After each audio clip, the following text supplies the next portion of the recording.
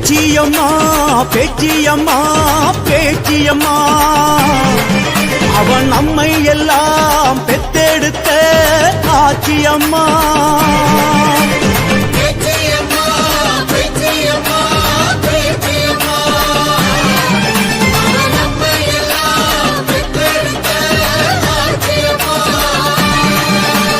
எழுவரிலே மூத்தவளே ஏழைகளின் ஆத்தாளே ஊர்வடச்சா கழிப்பாளே ஒரு வரம் தருவாளே.